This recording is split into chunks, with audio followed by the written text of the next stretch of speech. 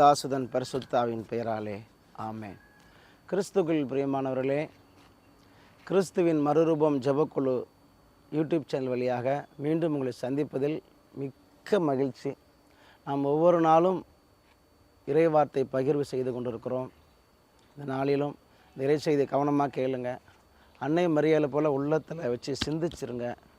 அன்னை மரியாதை போல் அதை உள்ளத்தில் வைத்து தியானம் செய்யுங்க. அப்புறம் அந்த வார்த்தை நமக்கு வாழ்வாக மாறும். எனவே இந்த இறை செய்தியை நிறையா பேர் ஷேர் பண்ணுங்கள். அது ஒரு நற்செய்தி பணி. குறிப்பாக இன்றைக்கி நம்ம என்ன தியானிக்க போகிறோம்னா, இயேசு கிறிஸ்துவோடைய இரத்தம். இந்த உலகத்தில் இரத்தத்தில் தான் உயிர் இருக்கிறது. இதை கண்டுபிடிக்கிறதுக்கே பல வருடங்கள் ஆச்சு. பைபிள் தான் அதை சொல்லுது. இரத்தத்தில் தான் உயிர் இருக்கிறது. எனவே தான் இயேசு தன் உயிரை கொடுத்தார், இரத்தத்தை கொடுத்தார். எனவே இயேசுவுடைய இரத்தம் எவ்வளோ வல்லமையானன்னு தெரியணுங்க. ஃபஸ்ட்டு இயேசுவுடைய இரத்தம் நமக்கு சாபத்திலிருந்து விடுதலை தரும். இன்னைக்கு உலகத்தில் சாபத்திற்கெலாம் எங்கேயுமே மருந்து மாத்திரை கிடையாது. அப்படி எந்த ஒரு ஹாஸ்பிட்டல்லையோ இல்லை எந்த ஒரு மந்திரவாதிகள்கிட்டையோ எந்த ஒரு வைத்தியர்கிட்டையோ சாபங்களுக்கு ஏதாவது இருக்குன்னா ஒன்றுமே கிடையாது. இயேசுவின் இரத்தம் சாபத்திலிருந்து விடுதலை தரும். 1 பேதுரு 1:18-19 என்ன சொல்லுது அந்த இறை வார்த்தை? நம் முன்னோர்களின் வழியாக வீணான நடத்தை நின்று, முன்னோர்கள் வழி வழியாக பரம்பரையாக வந்த அந்த வீணான நடத்தை சாபத்தை நின்று உங்களை விடுவிக்க கொடுக்கப்பட்ட விலை என்னவென்று தெரியுமா? அது பொன்னும் வெள்ளியும் போன்று அழிவுக்கு உட்பட்டதல்ல, மாறாக மாசு மறுவற்ற ஆட்டுக்குட்டியை போன்ற உயர் மதிப்புள்ள இயேசு கிறிஸ்துவின் இரத்தம் என்று பார்க்கிறோம். ஏன்னா இந்த இறை செய்தியை கேட்குற நீங்கள், உங்கள் குடும்பத்தில் சாபம் இருக்குதா? சாபம்னா என்ன? திருமண தடை, குழந்தை பாக்கிய தடை, மனநிலை பாதிக்கப்பட்டு இருக்கிறோம். இன்னும் சொல்லப்போனால் நிறைய கடன் பிரச்சனைகள், வீடே கட்ட முடியல, குடும்பத்தில் அமைதி இல்லை, சமாதானம் இல்லைன்னு சொல்லி நம்ம எதிலெல்லாம் கட்டப்பட்டு கிடக்கிறோமோ தீராத வியாதிகளாக இருக்கலாம். இதெல்லாம் சாபத்திற்கான அறிகுறிகள். திடீர் மரணங்கள், குடும்பத்தில் ஓயாத மரணம், குடும்பத்தில் பார்த்தோம்னா நிறைய துர்மரணங்கள், இதெல்லாம் சாபத்திற்கான அறிகுறிகள். நீங்கள் அப்படிப்பட்ட ஆட்கள் ஆண்டவர்கிட்ட கேட்கணும். ஆண்டவரே, கலாத்தியர் 3:13 பிரகாரம் மரத்தில் தொங்க விடப்பட்டோர் சபிக்கப்பட்டோர் என்று எழுதியுள்ளவாறு எங்களுக்காக சாபத்துக்கு உள்ளாகி சட்டத்தின் சாபத்தென்று மீட்டு கொண்டவரே, ஐயா உங்கள் இரத்தத்தால் என் குடும்பத்தில் சாபத்தை மாற்றுங்கன்னு சொல்லி கேளுங்க மக்களே. இயேசுவின் இரத்தம் மட்டும்தான் சாபத்தை மாற்றும்.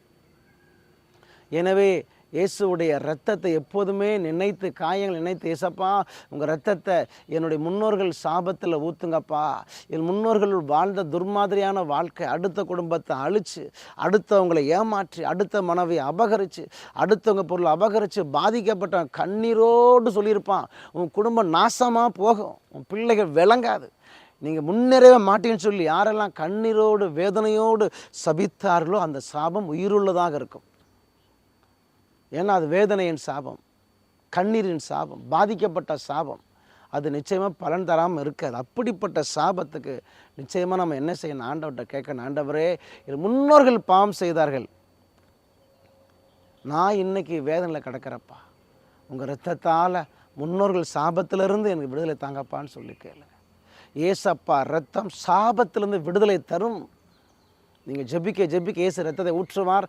எல்லா சாபங்களும் அழிந்து போய் சாபம் அழிந்து ஆசீர்வாதம் தங்கும் மக்களே.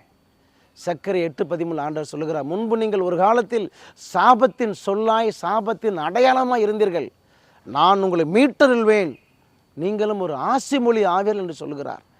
எனவே கிறிஸ்துவில் பிரியமானவர்களே, இந்த இறை செய்தியை கேட்குற நீங்கள் தயவு செய்து ஆண்டவரிடத்தில் கேளுங்க. ஆண்டவரே, உங்கள் இரத்தத்தால் சாபத்திலேருந்து விடுதலை தாங்கப்பான்னு சொல்லி கேளுங்க.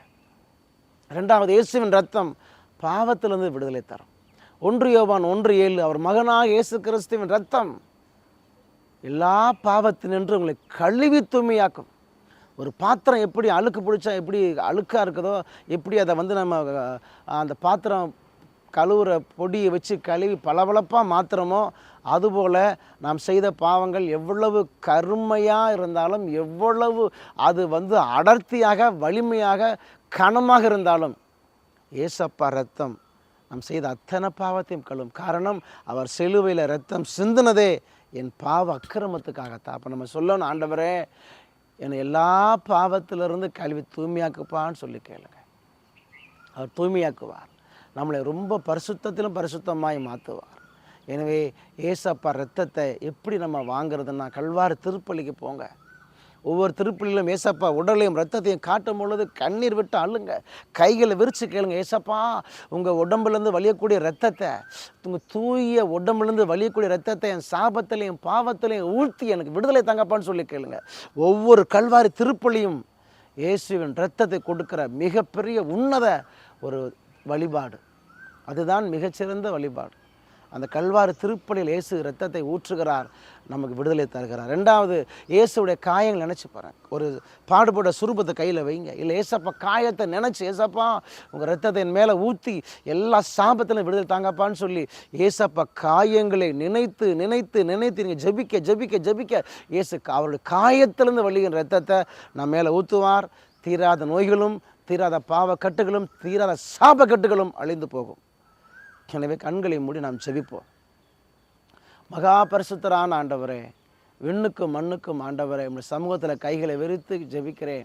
அப்பா, ஒரு விசை மனம் இறங்கும், ஒரு விசை மனம் இறங்கும். உங்களுடைய தூய காயங்களிலிருந்து வழிகின்ற இரத்தத்தை இந்த இறை செய்தியை கேட்டுக்கொண்டிருக்கிற பிள்ளைகள் மீது ஊத்துங்கப்பா. சாபங்களும் சாப கட்டுகளும் பாவங்களும் பாவ கட்டுகளும் தீராத வியாதிகளும் தூய இரத்தத்தினால் இன்று எரிந்து சாம்பலாக மாறட்டும். இந்த இறை செய்தியை கேட்கிற பிள்ளைகளுக்கு என் தேவன் உங்கள் ரத்தத்தினால் அற்புதம் செய்யுங்க. இந்த இறை செய்தியை கேட்குற பிள்ளைகளுக்கு என் தேவன் உங்கள் பரிசுத்த நாமத்தினால் தடைகளும் கட்டுக்களையும் உடைத்து அற்புதம் செய்யுங்கப்பா. உங்கள் ரத்தம் இந்த இறை செய்தியை கேட்கிற பிள்ளைகள் மேல் பெருமழை போல் பொழியப்படட்டும், விடுதலை உண்டாகட்டும். இயேசுவின் மூலம் ஜெபிக்கிறேன் பிதாவே.